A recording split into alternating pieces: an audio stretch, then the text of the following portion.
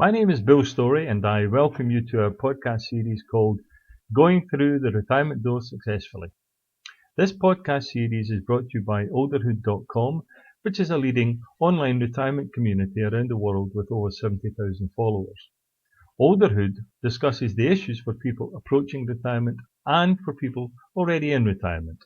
This podcast series is therefore appropriate for both pre-retirees and post-retirees. Our blog is called Olderhood, and we have various Facebook pages, LinkedIn, Pinterest, and membership clubs around the world. We write our own articles and produce and host our own videos, podcasts, and television shows. We also provide retirement coaching services and retirement readiness assessments. The purpose of this retirement series is to focus on a variety of concerns and observations about life in the retirement years, and in particular to concentrate on the emotional impact of those issues, such as health matters, family issues, filling the day, boredom, still being useful in society, longevity, mortality, etc. We don't provide formal financial advice, but obviously the psychological impact of money matters is a major component of retirement life. I hope you'll find our style of podcast much more relaxed and casual than others. We're not newsreaders, but prefer to chat with our members in a more normal and comfortable fashion. Okay, enough said, let's get started today. This episode is called Memory Loss. I can vividly remember things I did 40 years ago, but for the life of me, I can't remember if I ate breakfast this morning. If you recognise that, then think about how many people there are around the world right now listening to this, all of them saying, yeah, me too. It really worries me that my memory is going. How often do we hear that? It was something we chuckled at years ago when we heard our parents say that. Now it's our turn. Leaving serious health issues aside, this is so widespread amongst us oldsters. It's not uncommon at all. In fact, studies show that more people admit to memory loss than those who don't. So you're not unique, and you're certainly not peculiar. You're not. A survey conducted by the Centers for Disease Control and Prevention has found that 13% of Americans aged 60 and older reported worsening memory loss or confusion than in the previous year. The following types of memory lapses are normal among older adults, but are generally not considered warning signs of dementia.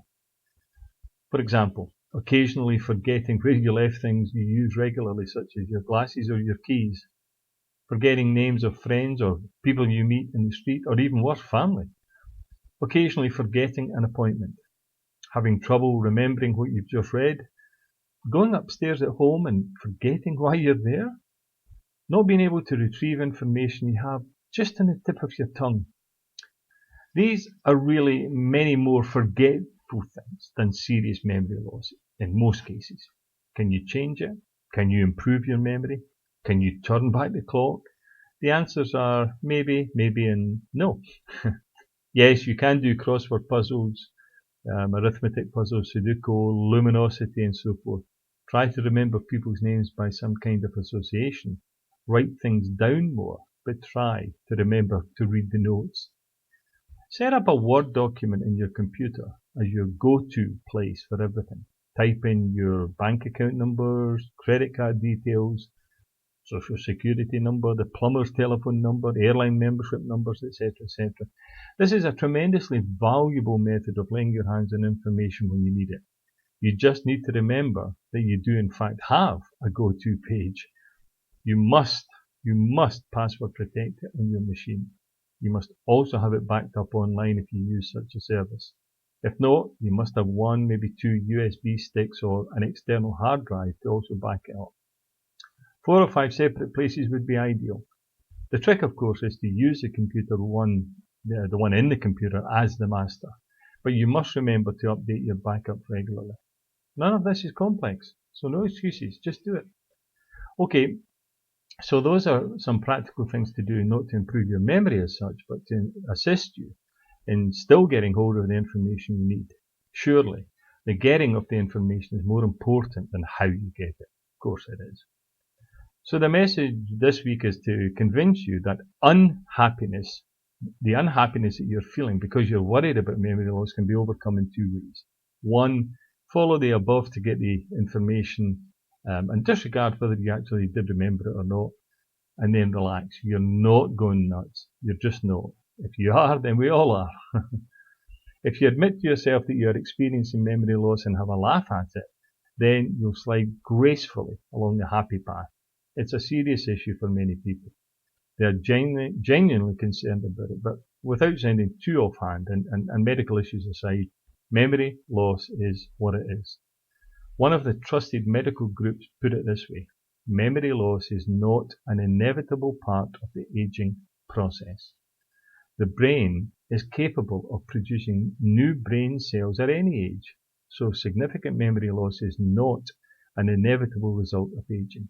But just as it is with muscle strength, you have to use it or lose it. Face the facts.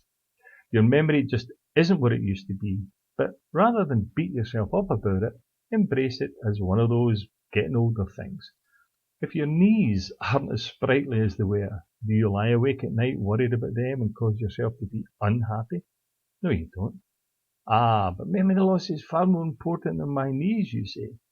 Yeah, that's right, but unless you're suffering from some medical problem, then accept that you just can't remember some things. But openly say, I just can't remember, silly me. Go try saying that each time it happens. Once you make light of it, your happiness will take another step upwards. Ask yourself this question: do I honestly care if I can't remember my daughter's telephone number? Here's the hint: go to your go-to page. So here's today's takeaway. Memory loss is a serious matter for some people and just a nuisance to others. Everyone is concerned that it's a slippery path to more serious health matters. Yes, it could be. And if you feel you need to get professional help, then please do so. But generally speaking, you should accept it just as part of getting older. Okay, that's it for this episode. Next time we'll chat about other specific issues and features of retirement life, and with any luck, we might be able to help to get you through that door successfully. Contact me at bill@olderhood.com or visit our website at www.theolderhoodgroup.com. Bye for now. I'm Bill Story, now signing off. Take care.